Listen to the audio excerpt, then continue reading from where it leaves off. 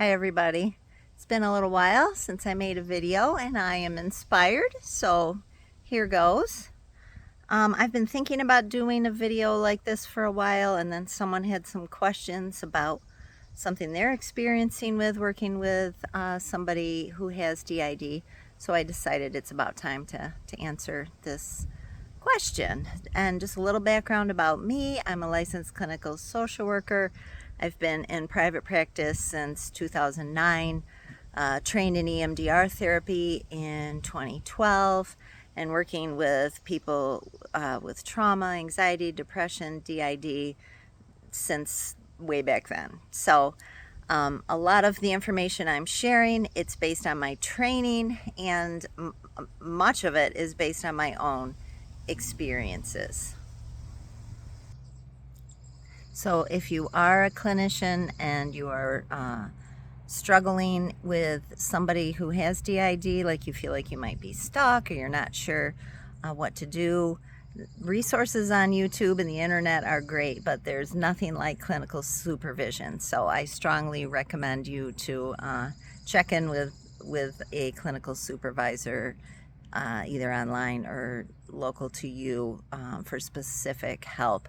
And these are just suggestions, and like I said, these are just my experiences.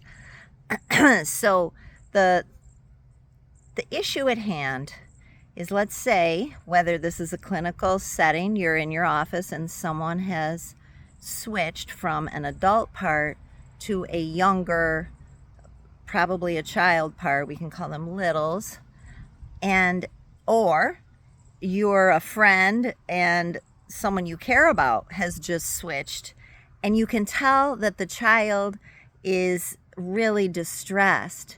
And oftentimes those children, the littles, are on trauma time. Their experience is they're reliving it.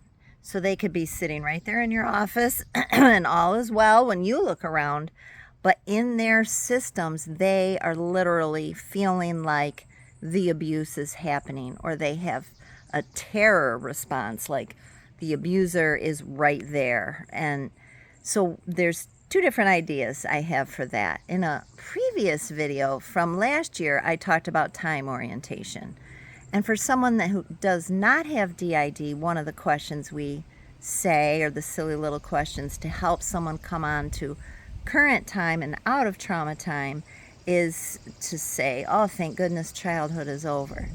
That doesn't work when somebody has DID and they are a child in front of you. They may be a 55-year-old person, but it may be a 6-year-old that's running the show right now. And if they are disturbed, or you can see them squirming, or they act like they're in pain, it's important to talk to them about that. And also, sometimes they have ideas, like magical thinking kind of ideas. Well, if I do this, then that won't happen anymore. Or it's because of this. And what I like to say is, I understand your logic, but the thing is, that actually happened so long ago. And the logic of a grown-up, kind of loud here, farm equipment going by. The logic of a grown-up in 2025, or whatever year this may be, it's 2025, is actually this. So I'm honoring that their logic, yep, that would make sense if that was actually happening, but it's not anymore. It did, but let's look around. He's not here anymore. So the logic of a grown-up in 2025 would be, and then whatever, you fill in the blank. So you're still honoring their experience and what happened, but we're also shifting into what grown-ups would say now. It isn't what you're saying.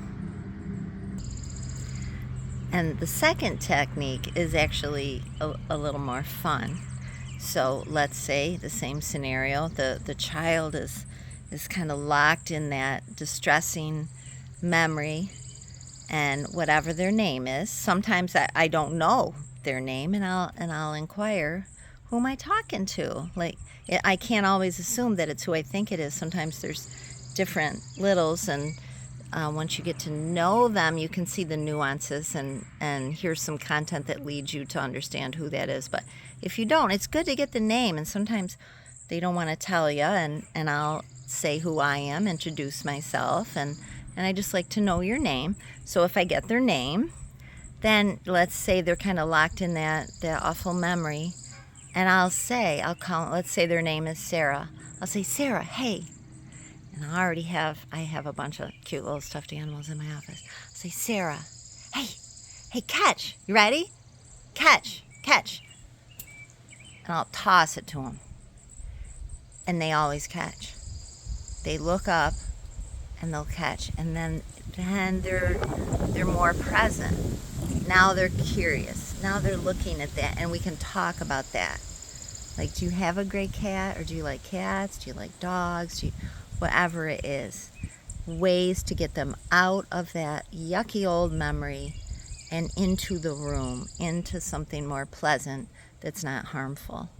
And I'll say to the littles that I'm working with, like, because lots of times they want to know, why did this happen?